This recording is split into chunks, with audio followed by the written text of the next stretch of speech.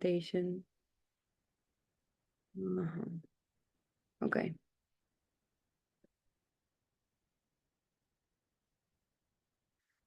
All right.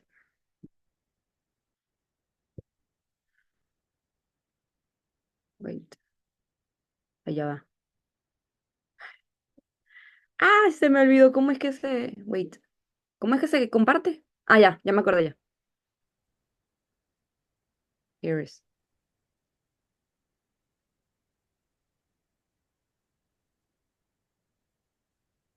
Share. Ok. ¿La ven?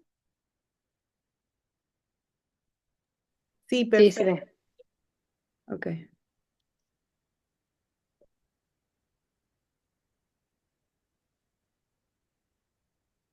Mm.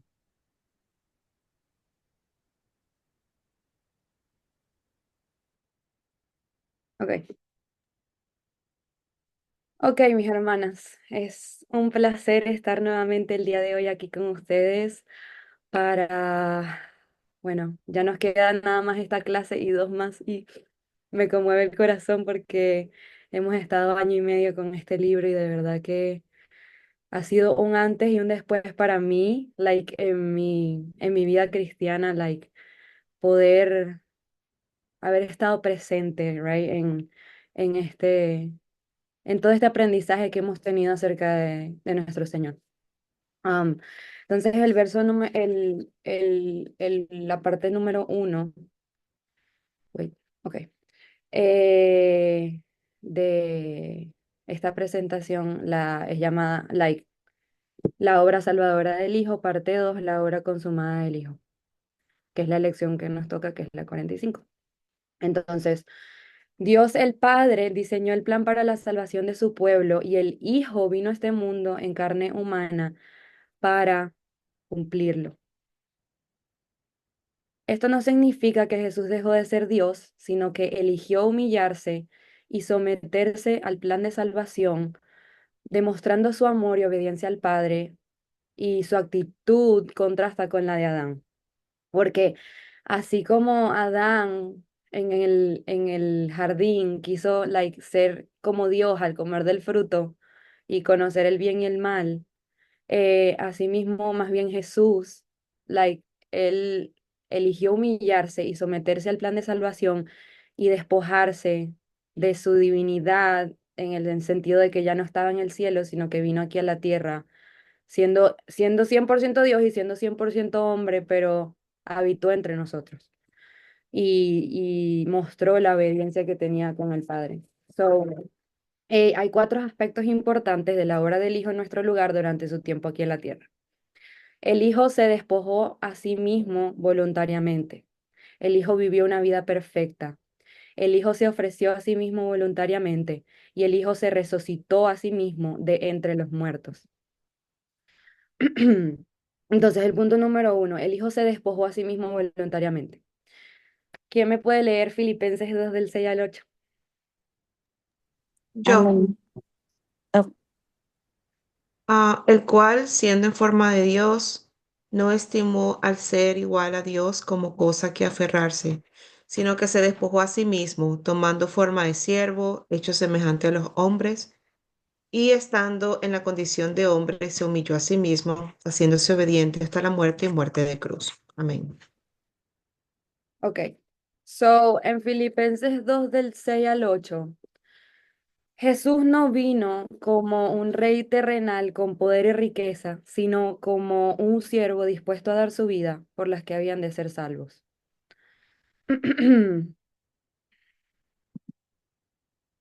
Entonces, siendo en forma de Dios, si vemos en los versículo 6, que en forma de Dios no estimó el ser igual a Dios como cosa que aferrarse, podemos ver que aunque Jesús era plenamente Dios por naturaleza, no se aferró a sus privilegios divinos ni insistió en su posición celestial. En lugar de eso, voluntariamente renunció a sus privilegios para tomar la forma de siervo y hacerse humano. En el, en el número 2 dice, sino que se despojó a sí mismo, con el versículo 7. Jesús renunció voluntariamente a sus privilegios y gloria celestial para hacerse hombre. Eso no significa que él dejó de ser Dios, sino que eligió no aferrarse a su estatus divino y en cambio asumió la humildad y limitaciones de la naturaleza humana. Dice en el 3, tomando forma de siervo, hecho semejante a los hombres, en el mismo versículo 7. So, Jesús no vino como un gobernante poderoso, sino como alguien que sirvió a los demás, sanó a los enfermos, enseñó a los humildes y finalmente se entregó en la cruz. Este versículo destaca su identificación total con la humanidad, mostrando que Dios no es un ser distante, sino que vino a vivir entre nosotros. Ok. El Hijo vivió una vida perfecta. ¿Alguien me puede leer 2 Corintios 8:9? Amén. Porque ya conocéis la gracia de nuestro Señor Jesucristo, que por amor a vosotros se hizo pobre, siendo rico, para que vosotros con su pobreza fueseis enriquecidos. Ok. ¿Qué verdades nos muestra este versículo? Este versículo expresa verdades profundas sobre la encarnación y el sacrificio de Cristo. Primero, la riqueza de Cristo. Antes de venir al mundo, Jesús era rico en gloria, majestad y poder en el cielo, gozando de la comunión plena con el Padre. Se hizo pobre. Al encarnarse, Jesús renunció a su gloria celestial y asumió una vida de humildad y servicio. Y punto número 3, su amor y gracia, su decisión de hacerse pobre no fue por obligación, sino por amor a los que habían de ser salvos. Y nuestra riqueza en Él. A través de su sacrificio, los creyentes reciben la verdadera riqueza, la salvación, la vida eterna y una relación restaurada con Dios. Ok. Punto número 2. El Hijo vivió una vida perfecta. Estos son los textos bíblicos claros que prueban que el Hijo vivió una vida perfecta. ¿Alguien me puede leer Hebreos 4:15? Porque no tenemos un sumo sacerdote que no pueda compadecerse de nuestras debilidades, sino uno que fue tentado en todo según nuestra semejanza, pero sin pecado. Amén. Amén. Aunque Jesús fue completamente humano y experimentó todas las tentaciones que enfrentamos, nunca pecó. Gracias a su vida sin pecado, Jesús puede interceder por nosotros ante Dios y ofrecernos misericordia en nuestras debilidades. ¿Alguien puede leer Primera de Pedro 1:19? Yo puedo leerlo. Sino, Sino con la sangre preciosa de Cristo, como de un cordero sin mancha y sin contaminación. Ok, este versículo destaca que Jesús fue el sacrificio perfecto para la redención de los que habían de ser salvos. Pedro enfatiza que Cristo vivió una vida sin pecado, cumpliendo los requisitos para hacer la ofrenda pura y santa que nos rescataría del pecado. Alguien que lea Primera de Juan 3:5. y sabéis que Él apareció para quitar nuestros pecados y no hay pecado en Él. Hay dos verdades fundamentales sobre Jesús, ¿ok? Su propósito al venir al mundo fue eliminar el poder del pecado y ofrecer salvación. Y él no tenía pecado, lo cual lo hacía el único capaz de cumplir esa misión. Su vida sin pecado le permitió ser el sacrificio eficaz para limpiar nuestras faltas y restaurar nuestra relación con Dios.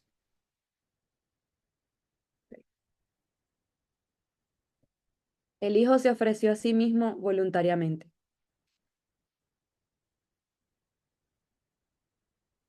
Según el versículo 8 de Filipenses 2 del 6 al 8, ¿a qué acto de humillación aún mayor se sometió voluntariamente el Hijo?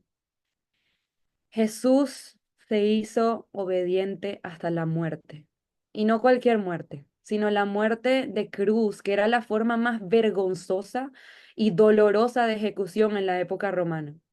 Este acto supremo de humillación fue completamente voluntario. Jesús no solo renunció a su gloria en el cielo, sino que también aceptó el sufrimiento extremo y la separación del Padre en la cruz para cumplir el plan de salvación. Su obediencia hasta la muerte nos demuestra su amor incondicional y su disposición de sacrificarse para redimir a los que habían de ser salvos. Wow. ¿Qué nos dice Juan 10, del 17 al 18, acerca de la disposición con la que Cristo se ofreció a sí mismo por los pecados de su pueblo? ¿Alguien puede leer el versículo? Es nada más el de la izquierda. Por eso me ama el Padre, porque yo pongo mi vida para volverla a tomar. Nadie me la quita, sino que yo mismo la pongo. Tengo poder para ponerla y tengo poder para volverla a tomar. Este mandamiento recibí de mi Padre. Ok. Ah, la muerte de Jesús en la cruz no fue un accidente ni una imposición, sino una decisión consciente en obediencia al Padre. Él no fue víctima de las circunstancias, sino que por amor a su pueblo se ofreció como el sacrificio perfecto para la redención de los pecadores. Jesús declara que también tiene poder para recuperar su vida, haciendo referencia a su resurrección. Esto enfatiza su divinidad y soberanía sobre la vida y la muerte, asegurando así la victoria sobre el pecado.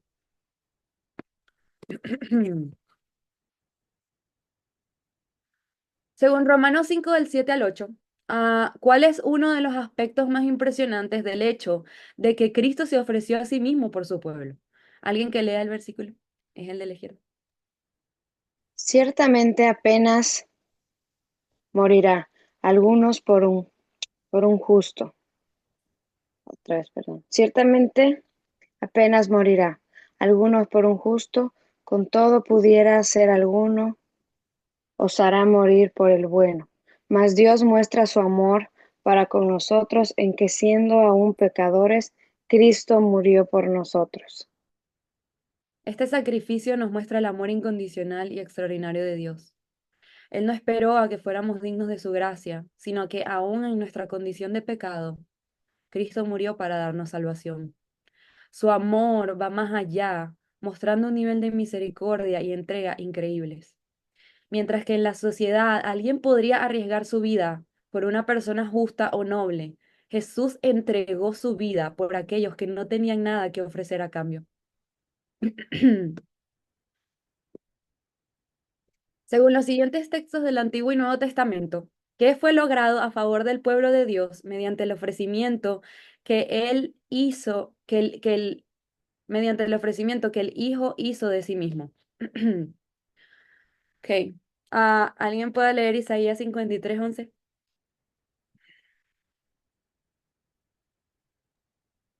Verá el fruto de la aflicción de su alma y quedará satisfecho. Por su conocimiento justificará a mi siervo, justo a muchos. Justificará a mi siervo justo a muchos y llevará las iniquidades de ellos. Ok.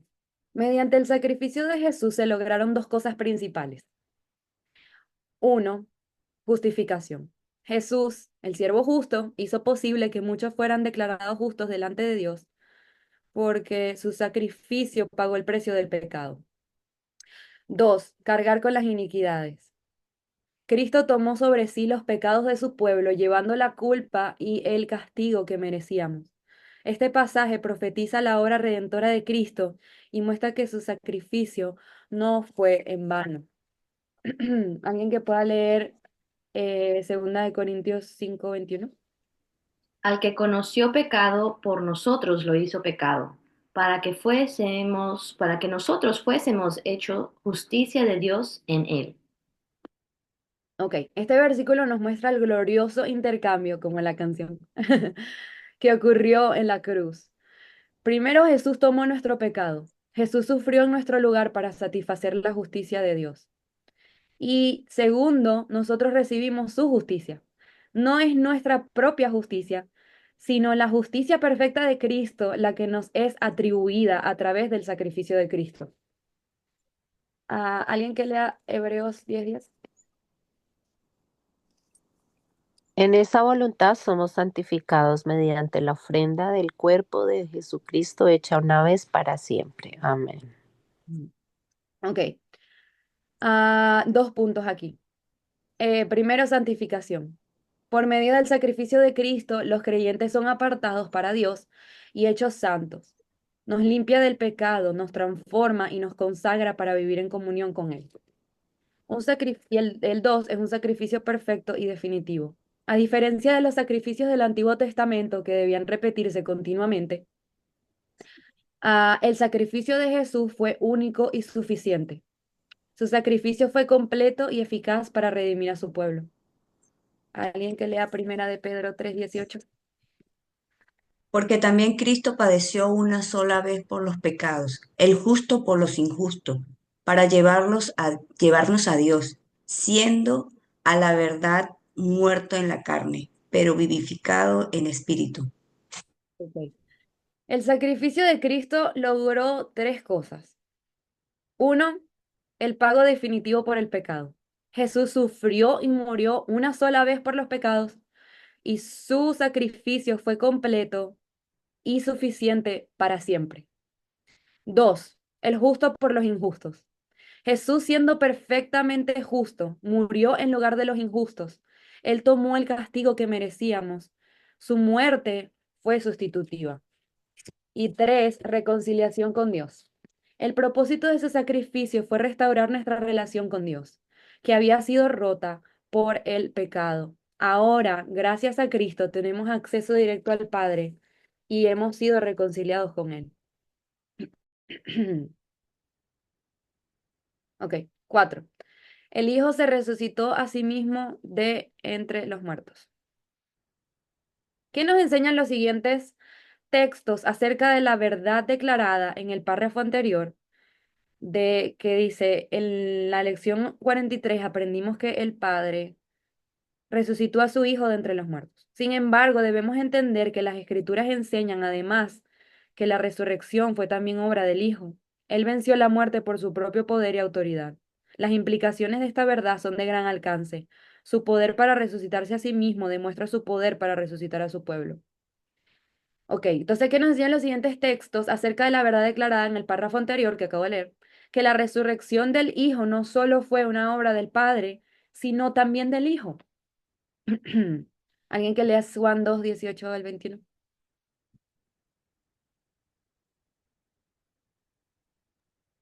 Y los judíos respondieron y le dijeron, ¿qué señal nos muestras ya que haces esto?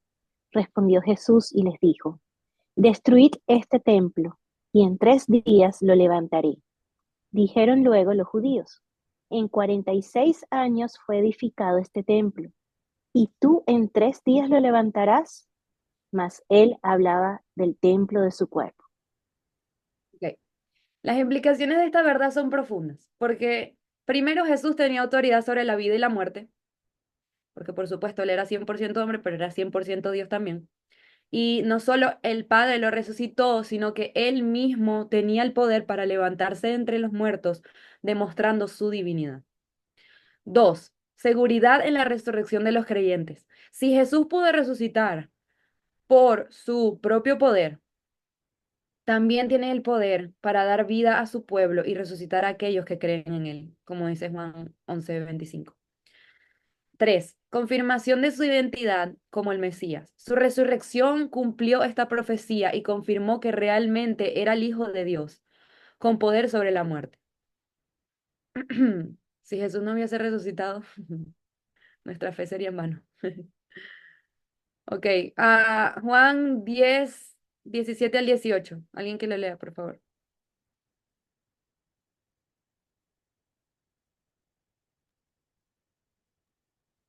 Por eso me ama el Padre, porque yo pongo mi vida para volverla a tomar.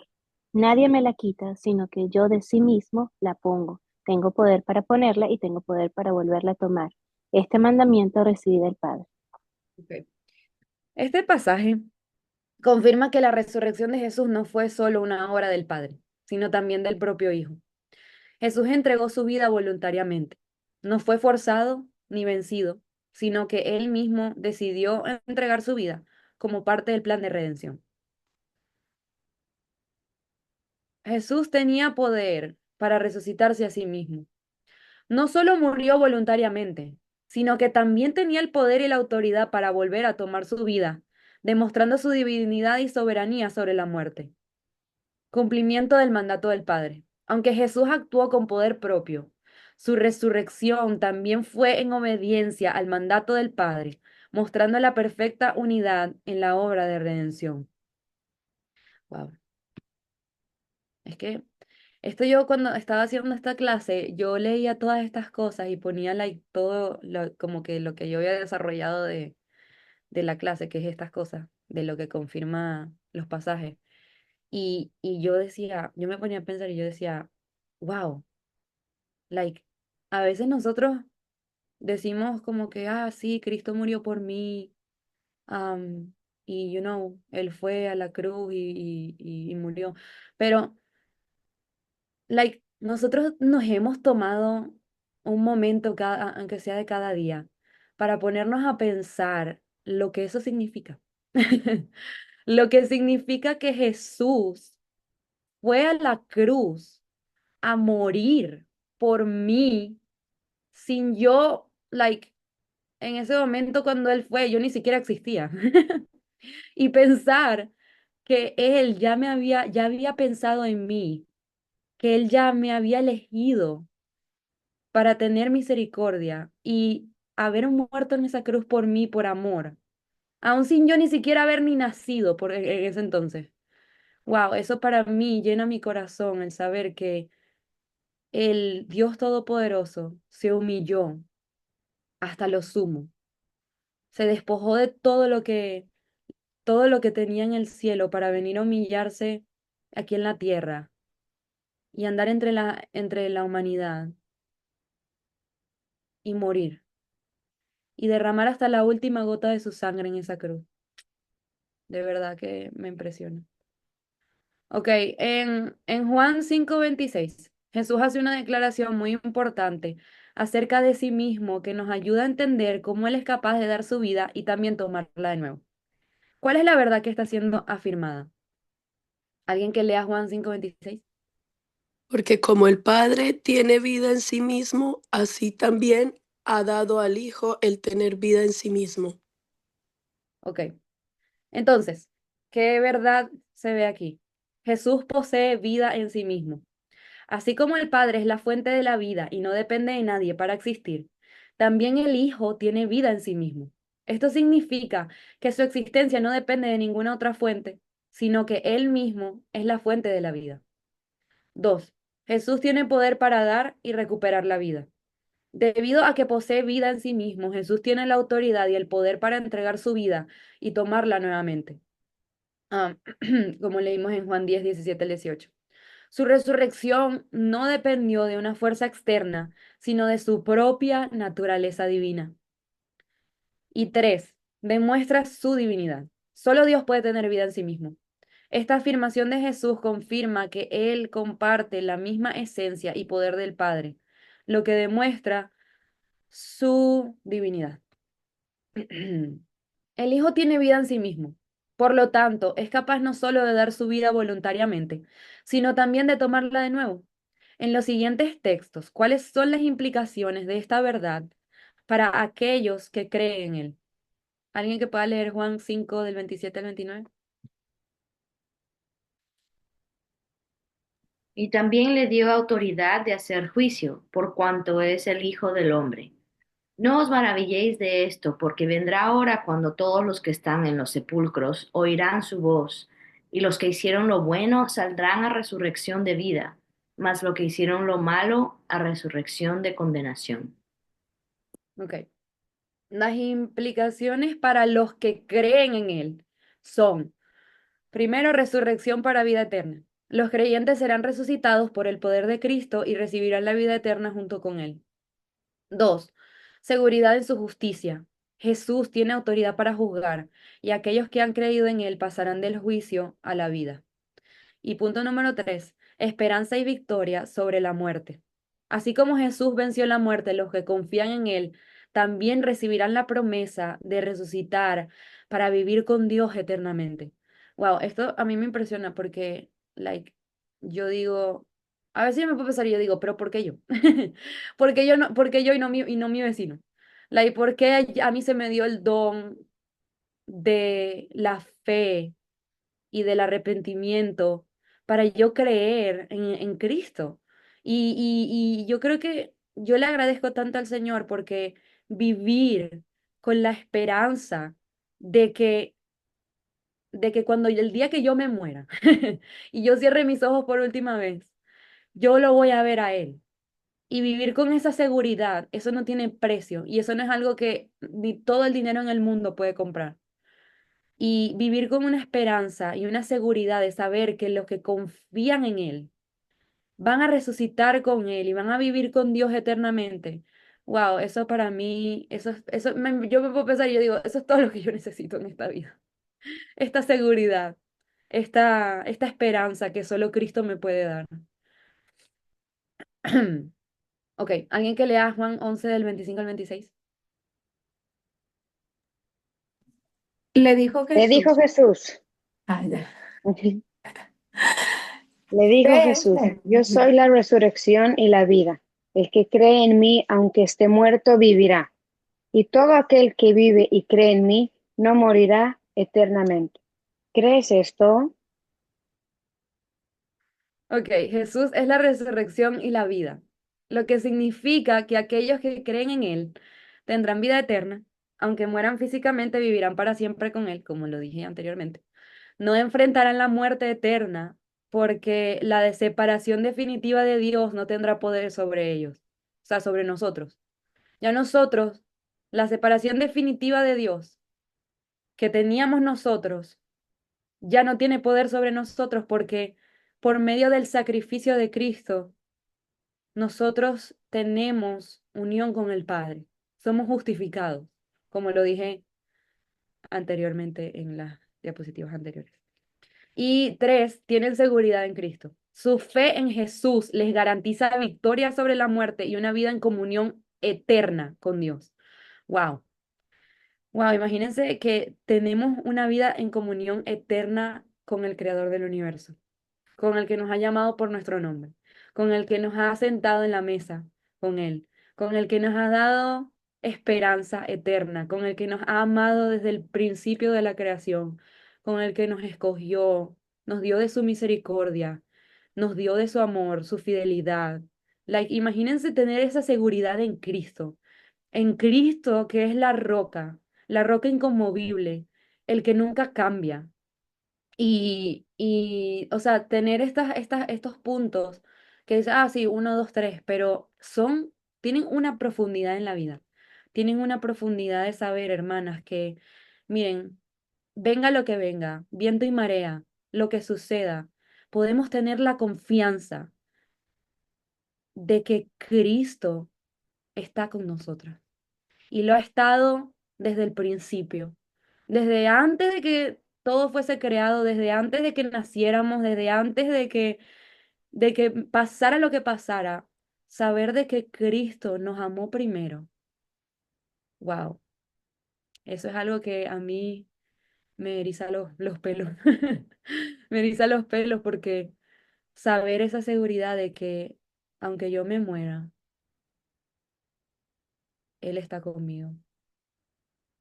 Y quiero que tengamos esto presente porque esta clase para mí fue un recordatorio, porque sí, cuando uno obviamente no es cristiano, no se sabe toda la teología, right? Lo que es la iglesia, el sacrificio de Cristo, esto, tú sabes todo en tu mente, pero reflexionar en ello.